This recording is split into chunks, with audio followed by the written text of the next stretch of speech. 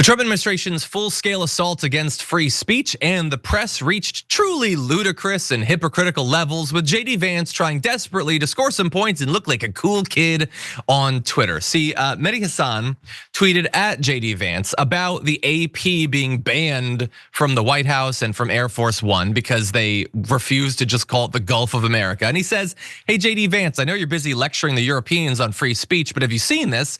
And Mehdi Hasan is totally right there. JD Vance is off on Europe telling them, like, you guys don't do freedom of speech when they objectively protect it more than we do in America.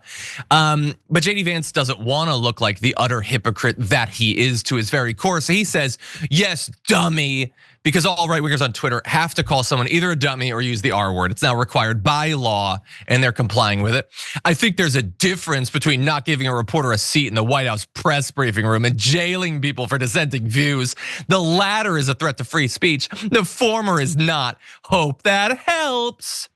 Except that it doesn't for a couple different reasons. The first is, JD Vance, I want you to say with what passes for a straight face on your face that if the Biden administration had taken Fox News out because they didn't use a term that he liked, maybe they dead named someone, hey, because you're mad that the AP is dead naming the Gulf of Mexico or whatever. So let's say Fox dead named someone and they were like, no, you're gone. You can't be in the White House press briefing anymore. You can't be on Air Force One. I'm sure JD Vance would have taken to Twitter and been like, while I disagree with the decision, I wouldn't classify this as a violation of freedom of speech. Get the hell all the way out of here with that. He obviously doesn't believe anything that he's saying, but that's not the only way that he's wrong. He's also wrong because of the jailing thing. JD Vance, do you know what your president has been going around and saying, just in case, because I know you'll pretend to be ignorant in this particular case, I will remind you. And I'm not really talking about Donald Trump here, I'm talking about the real president, but I also want to talk about Trump because he wants 60 Minutes terminated as a program and has sued them for, I believe, $20 billion because they aired an interview with Kamala Harris that has now been definitively proven to have not been manipulated or dishonest in literally any way. But he's already thrown so much attention into this that he can't just back off and admit that he was wrong, despite the fact that he went on to win the election anyway. And so he's saying they should be sued out of existence. They should all be fired. And Elon Musk, the true power behind the Resolute desk, he goes even further, saying they deserve a long prison sentence. Now, bear in mind, he already knows, Elon Musk already knows all the claims that they were dishonest, which, by the way, if they had manipulated the interview, obviously they don't go to jail for manipulating an interview, but also they didn't manipulate the interview. You already know that. We have the full transcript. Just sack up and admit that you guys were wrong and utterly pathetic to this day.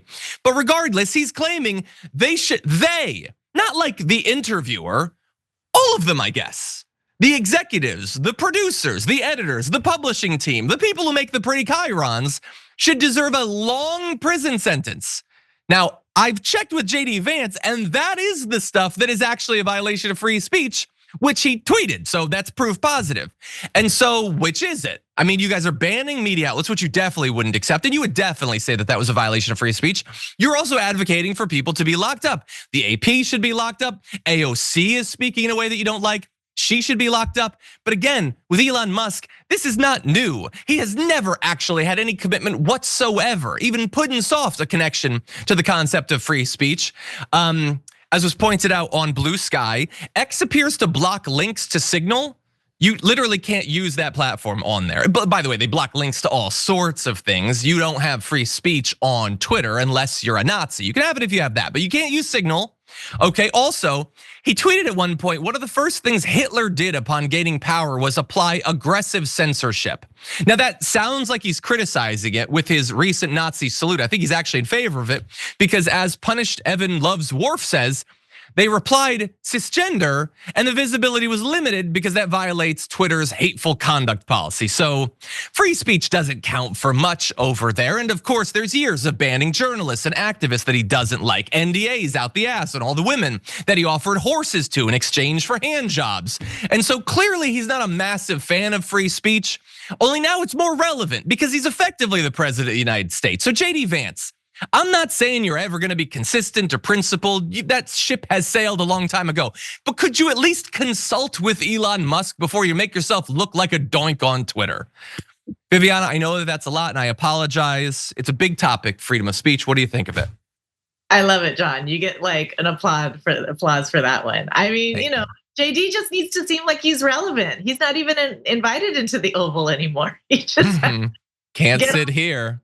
That's all he can do. I deleted my Twitter, John. I don't know if you noticed.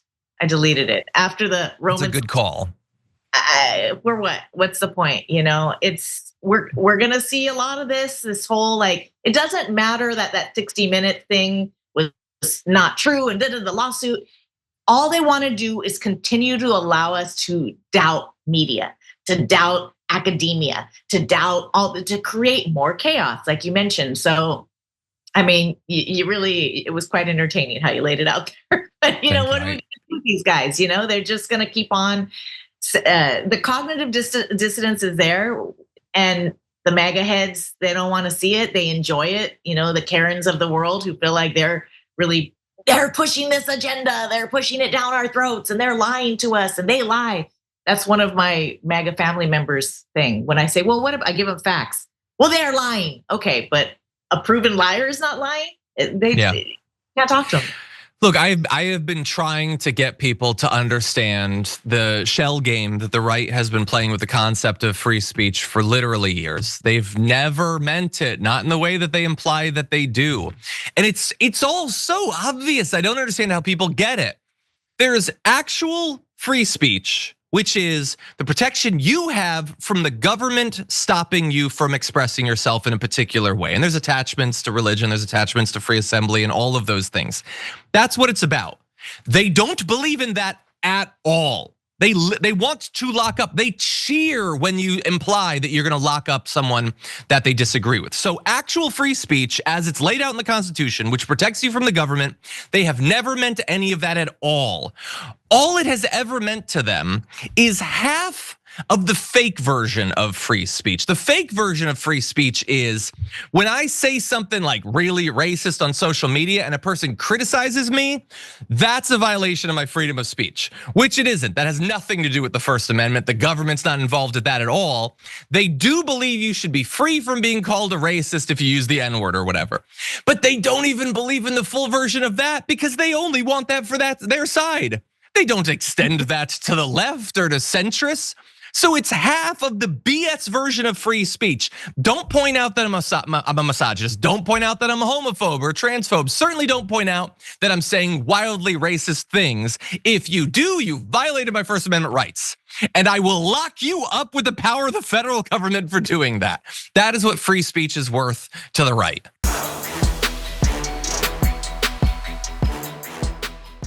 Thanks for watching our video. Did you know that you can support our show by becoming a subscriber? Just click the subscribe button and also ring the bell so that you get notifications when we're live or when we post new content.